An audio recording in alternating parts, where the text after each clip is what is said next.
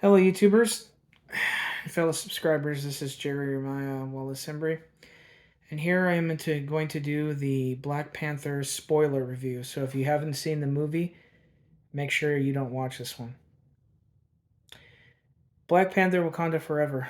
Okay, to start with the spoiler review, the movie starts off. I'll just get to the point of what I liked and didn't like.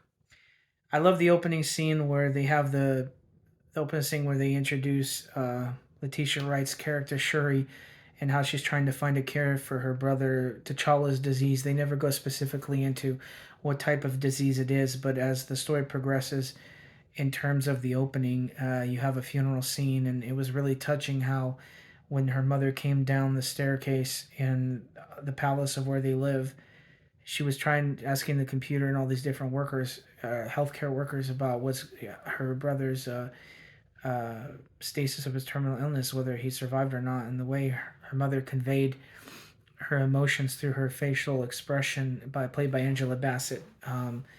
The tears and expression. I mean, Letitia Wright gave a awesome performance in that scene. I mean, her tears were just flowing. It got me emotionally in that respect. I love that. I love the cultural clothing that they wore that represented Wakandan culture. I thought they did a really good job representing African culture, like a myriad uh, of various types of culture of Africa. Um, the music was good. The special effects were good. There were some times where you could tell it was blue screen CGI, but that's expected with superhero films nowadays that lack the quality of the earlier films that came out back in the past.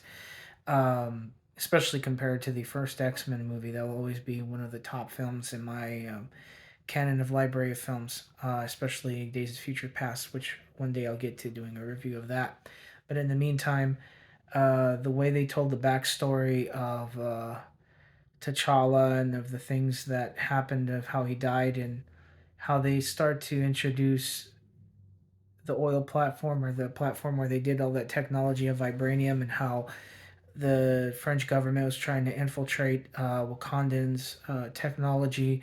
And I did like how Okai, or I can't pronounce her name, the African American lady, the warrior with the bald head, she did a phenomenal job in her character of being the general of Wakanda and taking down all of those French mercenaries on that, or soldiers on that Wakandan research vessel. That was pretty cool, and I liked how they brought them into the what do you call it, and brought him over to the United Nations. I just thought that Angela Bassett's portrayal of the Queen of Wakanda, some of the dialogue was a little strange in how it was written. It felt like they were just phoning in. She was phoning in her performance after the opening scene.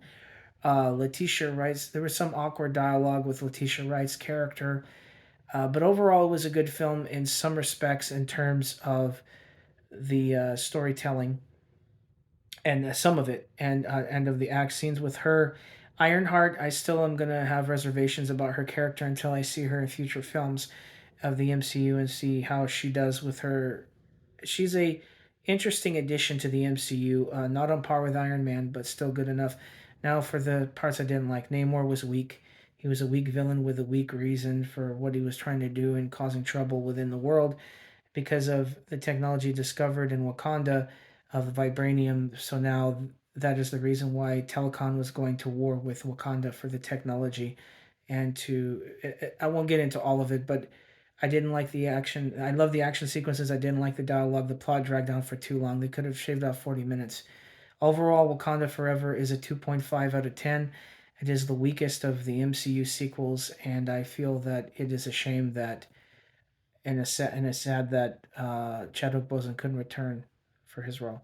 That's all I have to say about the film, and I hope you enjoy it. You know, we can agree to disagree, but I give it a 2.5 out of 10. And have a good day.